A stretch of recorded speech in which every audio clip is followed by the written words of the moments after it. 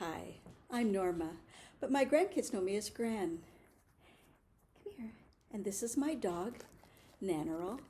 But for the story, we're going to just call her Nanny because Nannerl's pretty hard to remember, isn't it? There you go. And this guy here is Ruben, who inspired this story. I'm going to let him go because he's not going to sit very still for the story. Well, this is a mostly true story about what our animal friends can teach us about getting along with one another, even when we are very different. Now, no dogs or cats were harmed in the writing of this story. However, one granny did suffer minor injuries. This is the misadventures of Granny, Nanny, and Ruben. Now, there once lived a granny who lived in a lovely little house with her very big dog, Nanny. Gran loved her big furry dog. They were best friends. They would go on adventures together, and in the evening they would sit and cuddle. But best of all, Gran could tell Nanny all her deepest secrets, and Nanny never told anyone. Now, one day a friend called Gran and said, "I think you should get a cat, just like that." Now, Gran knew a mother cat who had 5 little kittens, and she chose a soft little gray and white one and named her Asu, a pretty made-up name for a pretty little girl kitten. Now, Gran brought the kitten home. Little Asu was very frightened. "Where are my brothers and sisters?" she meowed. "I miss my mom. She makes me feel safe. I don't like this new place." Little Asu had never met a dog, especially a very big furry dog, and she was a very scaredy cat. Nanny was curious. She had never met a kitten before. She tried to say hello, but little Asu only spit and hissed. Now, the kitten hid under a chair until she saw that the lady was kind of sweet, especially when she gave her a yummy treat. Little by little, the small kitten learned to trust the old lady and the very big dog. Now, her first big adventure was a trip to the vet. Now, this was strange, thought the little gray and white kitten. The lady in the white coat looked in my mouth and under my tail and held something cold to my chest. Well, this isn't so bad, thought the little kitten, when, ouch! She stuck me with something very sharp. I don't like that. But just as Asu was getting ready to fight, the lady in the white coat gave her a tasty treat and made everything all right. Now, the lady told Gran that the little gray and white kitten was very healthy, except she was actually a he. So that is how little Asu got a new name, Ruben, which means I'm a boy. Now, Ruben became a very rambunctious kitten, not at all what Gran had expected. He loved to explore, and when he did, things mysteriously landed on the floor. It is true what they say. Cats are very curious. Now, Ruben would dig in Gran's plants and knock over lamps. He could jump very high, practically straight up. He jumped on the counters and even the table. Gran was amazed when he leaped 6 feet in the air to the very top of a cupboard. This was all very distressing to Gran. Nanny never jumped on the furniture, and Ruben didn't come when he was called, like Nanny did. In fact, he hid. He stuck his little velvety nose in her food and knocked over trinkets just because he could. He batted her pens and rustled her papers. Gran found cat behavior very befuddling. Now, Ruben loved sitting in boxes or shopping bags or even Gran's purse. But his favorite place was her violin case, and he could find the smallest little nook to sit very quiet and still when playing hide and seek. Now, Ruben ignored the bed that Gran had made with soft, fuzzy blankets. Instead, he would pull down her towels or fall asleep on top of her favorite sweater in a tight little ball. And when Gran was sound asleep, he would sneak up and jump on her tummy like a bouncy trampoline. This would wake Granny up with a loud, "Ugh!" Now Ruben would rattle the blinds, making them clink and clatter.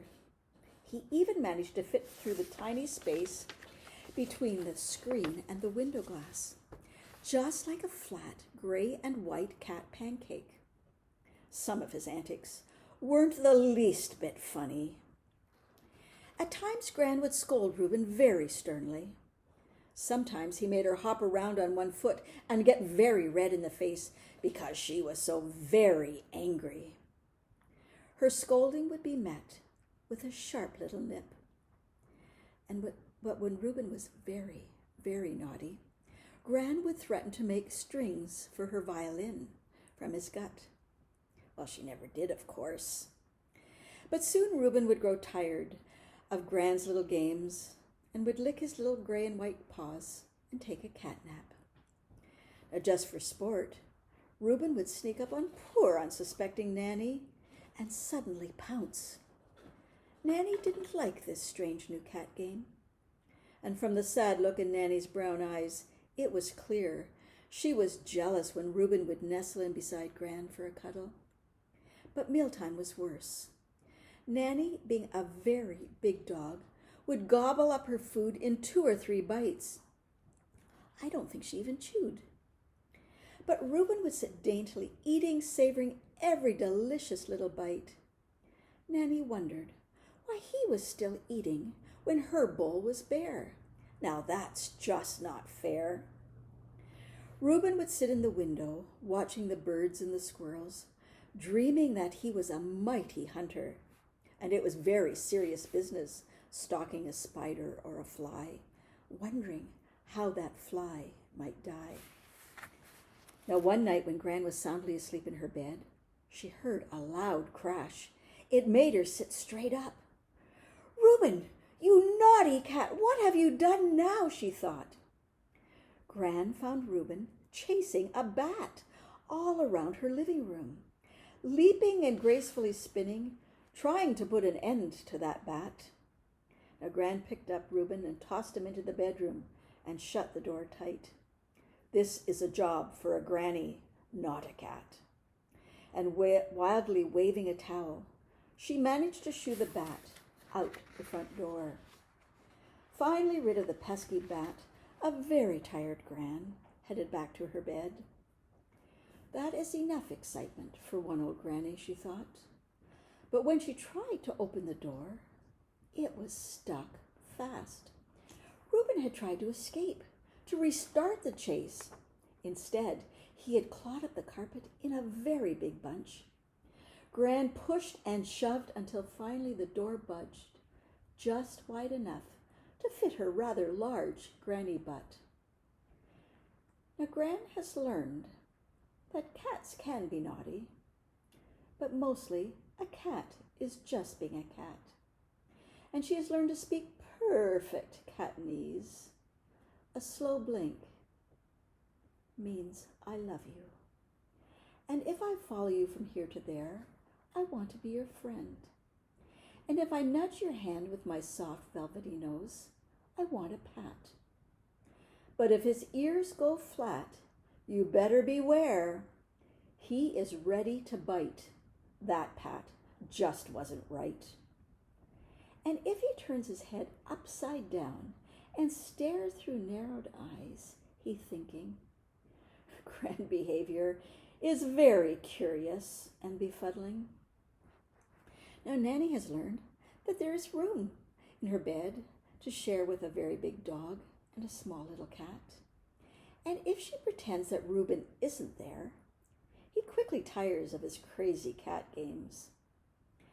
Gran and Nanny still go on their adventures, and Gran always has time for a scratch behind her ears. And just sometimes, Ruben's love of knocking things off the counter onto the floor means that she will get something good to eat. What will their next misadventure be? Gran with her big furry dog and mischievous cat?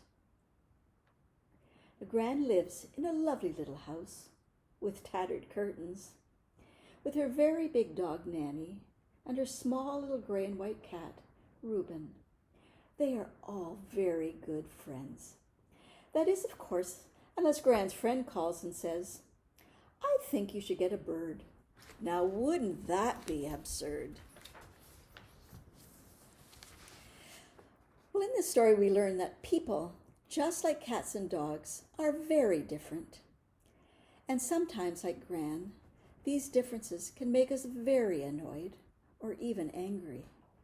But if we try to understand another's perspective, we just may learn to get along and even become good friends.